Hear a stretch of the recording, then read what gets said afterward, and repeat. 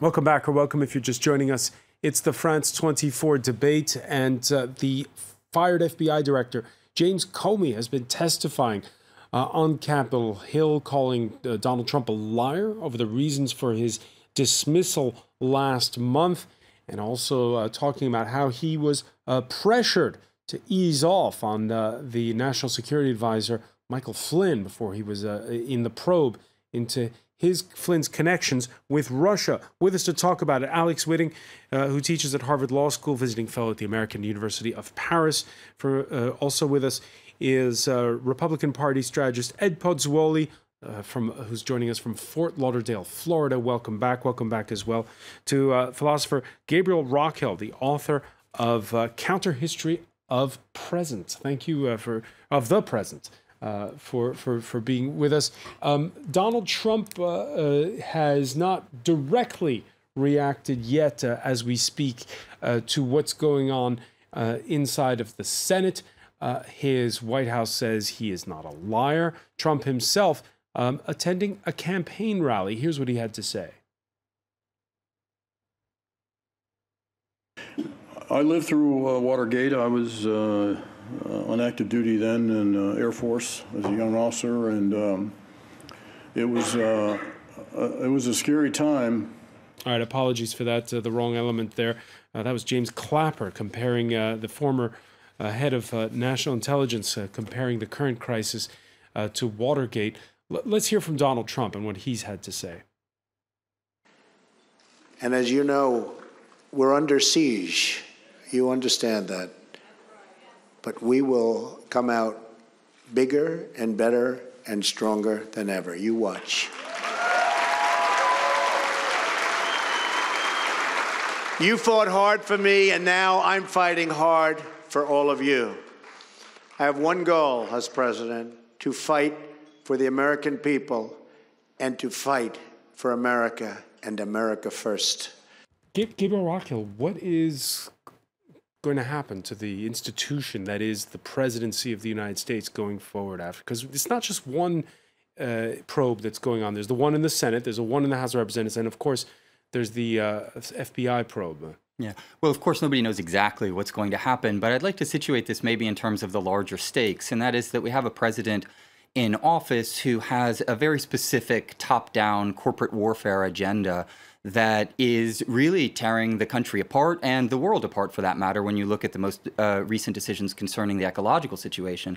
And we have to be very clear about the relationship between the FBI and the presidency. The FBI is not an organization that is somehow going to save us from the corporatocracy and its latest dummy, which is Donald Trump. The FBI is an organization that has been involved in targeted assassinations, that has been involved in some of the darkest chapters of the history of the United States, including the assassination of 27 Black Panthers, 69 members of the American Indian movement. Right, but that's in the past. But right now, it's about Donald Trump and what standing he has going forward. I don't see that as being in the past, because this organization, the facile juxtaposition between the deep state and the current kind of hijacking of the visible state by kind of corporate real estate mogul is something that really brings to the foreground things that have been in the history of the United States for quite some time. And the other thing that I'd like to have in the discussion now is, if Trump is indeed impeached, we don't know if he's going to be, but if that happens and he actually is,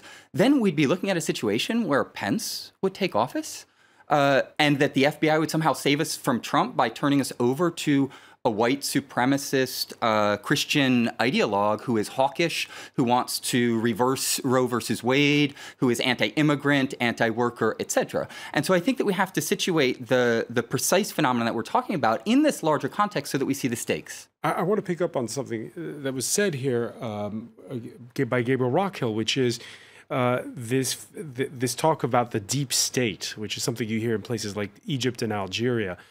There is the fact that what we saw today, especially at the outset of what James Comey was talking about, is a bureaucracy, in this case the Federal Bureau of Investigation, which is at odds with the president. And the civil service in the United States, is there a big rift with the president? Can that be mended easily?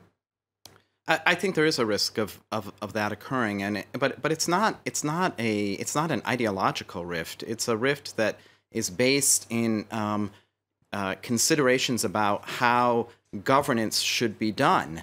And remember that President Trump came into office touting his ability as a successful businessman, which we could talk about on another occasion, but that he would be able to lead government, that he had the skills, the unique skills to be a leader, a successful leader of government. And the experience of these last months have shown anything but that. He has, and I think that is the second story of the Comey and these investigations, is that he has repeatedly violated very cherished and important norms in our government, in particular with respect to interference with law enforcement functions, with the judicial function. We can have this debate about whether it's criminal or not, and Ed and I disagree about that. But on the larger issue, I think there's no question that the president has had a lack of respect for the norms of very important norms of government and respect for the independence of law enforcement and the judiciary. Ed Podswoli, let me ask you about this, because, yeah, there was the standoff with the judiciary over the travel ban where Trump singled out judges. There's the rift with the FBI director and more broadly with intelligence services at times. We're also seeing here that there's no U.S. ambassador to Paris who's been named yet.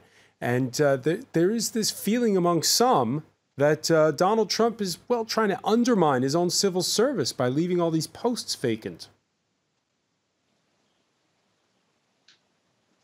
Well, I mean, let me go back to something. First of all, I don't think I could agree with much of anything your other guest said.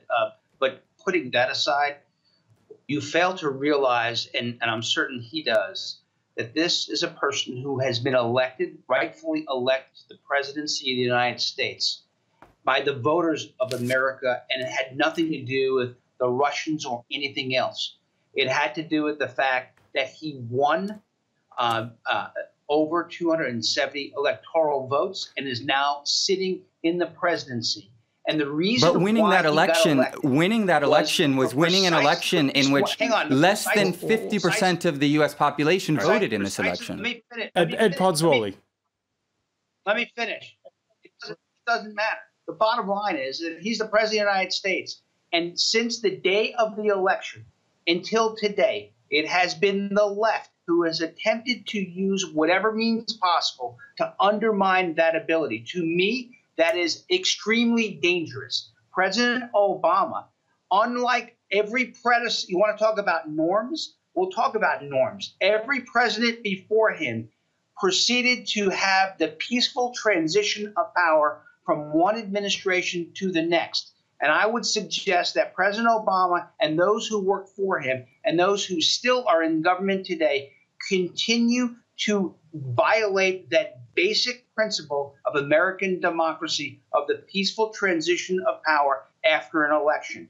And I would suggest as well that what we're talking about here is a really simple thing. No, what we're talking about here is an attempt to try to and stretch the elasticity of criminal law to try to remove somebody who's been rightfully elected. And the discussion here, frankly, I heard this. I was open to whatever James Comey had to say, even though I have my doubts about him because he's been so overtly political on both sides of the aisle. And I do think that the American people are tired of the politics of the circus of what we see in Washington, as opposed to dealing with issues like fixing health care, like tax reform, like offering up real job and economic opportunity to Americans. And I think that's the shame of this, is that we've wasted so much time on this circus. And let me bring in at this point political consultant Harlan Hill, who joins us from New York. Welcome to the show, Harlan. You just heard what Ed Podswoli had to say. There is this sense that no matter what happens, those who support Trump won't be swayed, and those who don't support Trump won't be swayed. And that's the way it is. So it's a zero-sum game, no matter what is said in testimony? Well, it leads me to ask, I mean, what has been cleared up out of today? What have we learned that moves the ball forward at all, that lets us get back to business? or that comes to some sort of conclusion that President Trump was involved in any sort of collusion or in any sort of effort to cover up the investigation. As far as I can tell, and I watched the full hearing, we have no more clarity on this, other than Democrats are grasping at straws, trying to find something to hold on to. The notion that there's been any sort of offense that's impeachable is not a credible You're couching thought. this in Republican versus Democrat terms, but when I watched the hearings, the questions from the Republican side weren't particularly aggressive or hostile to Comey. Well, no, because they don't have to be. I mean, they're just trying to seek the truth as as it should be represented. I mean, Rubio's line of questioning was actually very illustrative of this. I mean, he asked, did the president use the term, I hope that you'll let this go between Comey and the investigation. He went and laid out the terms as clearly as I've seen, without needing to introduce any prejudice or any sort of aggressive tone as it came to questioning the former director of the FBI. I was very cordial. It doesn't need to be aggressive. This notion that it has to be adversarial is one that's been introduced by the Democrats because they're grasping at straws and they're manufacturing conspiracy theory, because that's what motivates their base at this point. Hang on, are you saying that the 9 meetings, the 9 conversations that Comey had with Trump are a conspiracy, that the pressuring that Donald Trump brought to bear over Michael Flynn is a conspiracy? What pressure? What pressure was brought to bear? He says, I hope you could see we're clear to letting this go, to letting Flynn go. I hope you can let this go. If the President of the United States tells that to the director of the FBI, that's pressure. Look, the President of the United States, our current President of the United States, speaks in a conversational manner, right? He said, look, I hope you can let this go. Flynn's a good guy. Flynn's a good guy. This is classic It's Trump. not an order?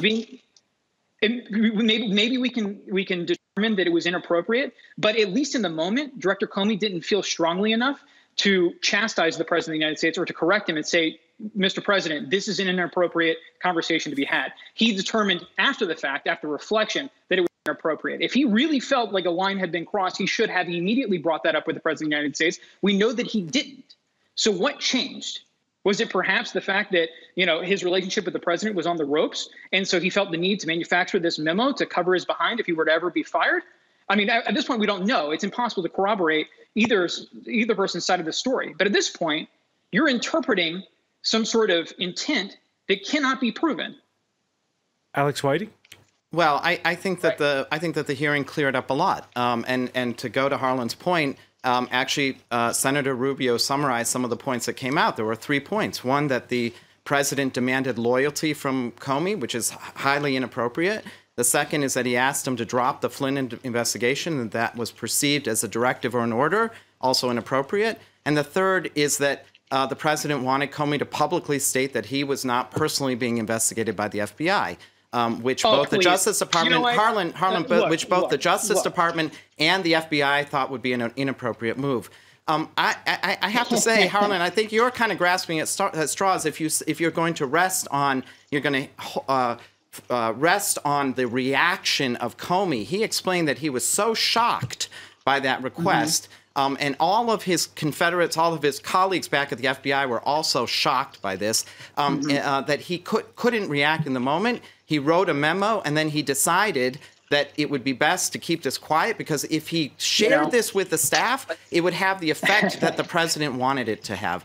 This sends a very clear message to anyone that's in this country that if you don't like your boss, write a memo. One at a time. This sends a very clear message to everyone in America that if you don't like your boss, then make sure to write derogatory, unconfirmed, uncorroborated allegations against him. Harlan, are you saying that Comey made this? Are you saying he made it up? Are you saying you don't believe Comey? Honestly, that would be saying that Comey lied. I want to see this. Comey lied in his testimony. To substantiate your allegations, and so far, Director Comey has not been able to substantiate the allegation. That's what I want. Okay, Harlan, the first thing you would do is interview Sessions and Pence and ask them if they were asked to leave the room on that day. That would corroborate.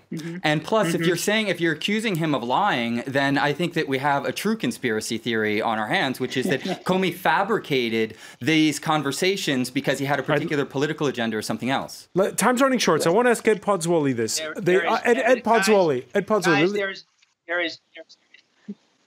Let me just ask you. The evidence that is indicative here. Go ahead. I was just going to ask you right now. Yeah, you wanted to ask me something. Both sides in this panel camping on their positions regarding the Comey testimony. Republicans control the House. Republicans control the Senate. Right. Is it just going to be business as usual eventually? How is Donald Trump's presidency going to be going forward? Yeah, the question is, one, is there enough evidence? Let's talk about the three different things that you're seeing here. One is that the public perception, and where does that public perception, is there enough dust here that weighs the agenda of both the president and Republicans in Congress down? That agenda should be identical. Sometimes it's not. So that's the first thing. Second thing is there some other investigation going on that is going to flush this out with some level of clarity? The answer is yes. Robert Mueller's investigation is special prosecutor, which, by the way, this statement was vetted by him prior to James Comey coming. So look, I think that will add some clarity as we move forward. The third thing is there some impeachable offense, or is there some process that I can see going down the impeachable lane? There'll be cries for that by some Democrats, but frankly, I don't see that happening here at all. I don't see this being impeachable whatsoever. I don't see the obstruction of justice. Democrats. Right. So how does Donald Trump rule with this cloud over his head? Innuendos, hang on a second. Ultimately, you got to have evidence. Ultimately, there's got to be evidence. I hear you, Ed. I hear you, Ed. Things really clear. But let me ask you, how does Donald Trump rule going forward? He moves forward by changing the agenda on moving forward on things that matter to the American people. And so all of this aside, you can disagree or agree with his approach on issues. But if he focuses in on getting tax reform and moving through health care through the Senate and getting a fix to Obamacare, I think that would be important. Fixing infrastructure in the United States, that would be important. Revving up the economic engine in America, that would be important. Doing things to keep us safe. You mentioned the travel ban. Let the courts just deal with that. That's not unusual in America, where some of that stuff is challenged, and the courts will ultimately decide, and ultimately the Supreme Court will make that decision as to whether the extent of that order tripwires legally or not. And so, look, we can have those debates, but let's have those debates around policy as opposed to trying to stretch this absence of any evidence of anything wrong here. So from a legal hang on, you're saying an absence of anything wrong, but what sparked all of this was the fact that, and we heard James Comey be categorical today, that the Russians did indeed interfere and hack several times during the campaign. They didn't interfere with the result. He was clear about that as well. But the Russians did get involved, and links between certain people near Donald Trump with Russia are being investigated.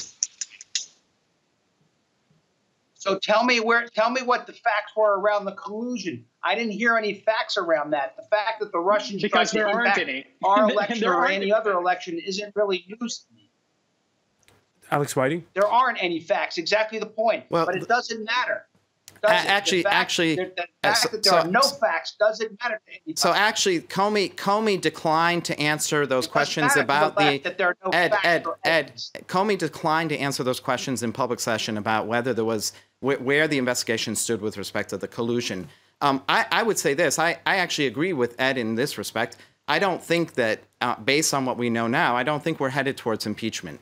But impeachment is not the only question. The question is, how is the president conducting himself in office, and how is he engaging with the other branches, with his officials, with foreign affairs? And with respect, going back to Ed's point about getting back to policy, it is not because of the deep state that the president has failed to accomplish anything in these first months. It is because he is unable to govern, and he hasn't selected anybody, and he has not been able to persuade his own party to pass a health care bill or a tax bill. He has not even developed one. He is incapable of governing. So That's the problem over there, Ed. Frankly, your statement shows it's a lack of understanding of the American system. Congress and the executive branch are equal branches, and so you need to understand that these things take time from a legislative standpoint.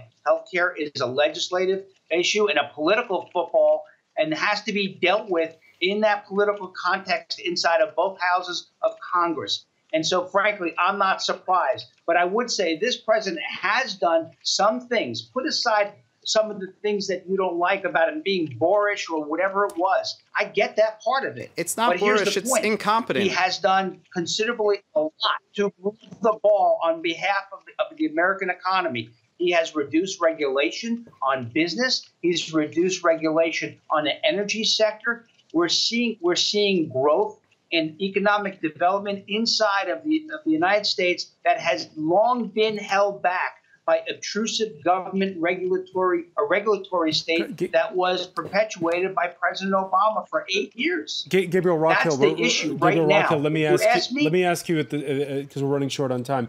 You were raising the specter that you don't like Donald Trump and like even less, if I understand correctly, his Vice President Mike Pence. At this point in time, though, what do you think about the leadership of the United States more broadly? Well, it's not a matter of personally liking them or not liking them, which I think both of the invited guests who are defending Trump actually suffer from. It's a matter of looking at the facts and what it is that they're doing politically. And it is true that Trump's agenda is a form of top-down class warfare in which he wants to abolish any social network or social support system for the general public in the name of corporate rule. And that is business as usual that he's trying to push down the field, the ball that he's trying to push down the field. I also agree with Alex that he's been absolutely incompetent and has not succeeded in many of his measures. And I think it's a mix between incompetence and as well pushback from other sectors of the government, as well as from general resistance movements around the country and around the world. And so at this point in time, I don't see that his group of ideologues is going to be able to move this country in a beneficial way for the mass majority of Americans. All right, we're going to leave it there. Alex Whiting, I want to thank you. Unfortunately, we're out of time. Gabriel Rockhill, I want to thank you as well. Harlan Hill and Ed Pozzuoli, thank you for joining us here in the France 24 debate. Stay with us. Media Watch is next. Thank you.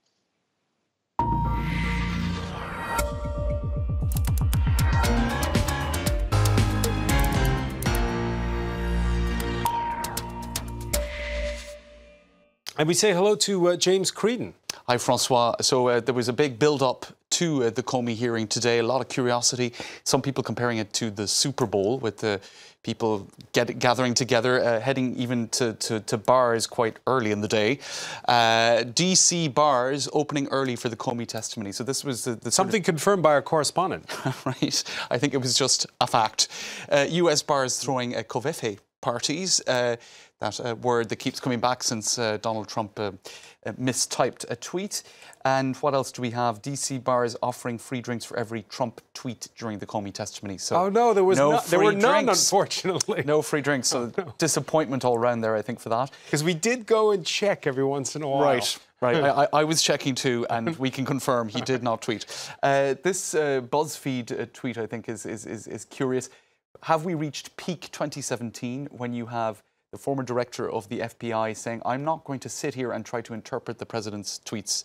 Certainly a sign of the changing times that we're in terms of communications and whatnot. Now, Bloomberg have done a recap for Twitter, so obviously rather concise. And some of the elements that they have, I suppose, retained are Comey said the question over whether Trump colluded with Russia will be answered by the investigation. He said that Russia is coming after America, and perhaps most significantly, he essentially said that Donald Trump is a liar. And during the hearing, you had the improbable scenario of the White House spokeswoman, Sarah Sanders, telling reporters that the president is not a liar. So as Jonathan Capehart said, and many people picking up on that on Twitter, the former director of the FBI called the sitting president of the United States a liar let that sink in. Perhaps there's such a degree of twists and turns in the Trump presidency so far that we've got used to a degree of hyperbole. I'm not sure, but that is stating it very plainly. What else do we have? All you need to know about the Comey testimony on Trump is this quote: "It was the nature of the person. I was honestly concerned that he would lie." Devastating. So many really feeling that this could move things towards impeachment proceedings, and some even suggesting that that will make some people quite happy, as you can see by that tweet. Mike Pence now busy crossing out the word vice on his business cards. So there were a lot of comments like that, Francois, people seeing this Alex moving Whiting towards... saying that's not going to happen anytime soon. Well, this is just what was coming up on Twitter. Perhaps Twitter skewed against Donald Trump. I think it is fair to say that there's a lot of anti-Trump sentiment on the social network. James Comey is questioned by completely impartial Republicans, says one person here, such as the Wicked Witch of the West. So you can see that there was a degree of cynicism as well about the line of questioning. And partisanship, shall we? Indeed. And actually a lot of criticism of John McCain's questioning style. Some people finding it confused, incoherent, saying, was he mixing up the Clinton case with the Trump campaign one? It was all perhaps a little bit confused. There was this tweet here saying, "Senator, your time has expired," is possibly the most accurate thing anyone's ever said to John McCain. And we'll just finish with that image. I'll have some of what he's having, some insinuating that he was just out of it. But yeah, that was a cruel medium. Right. All right, James Creedon, I want to thank you. I want to thank our panel once again. Thank you for joining us here in the France 24 debate.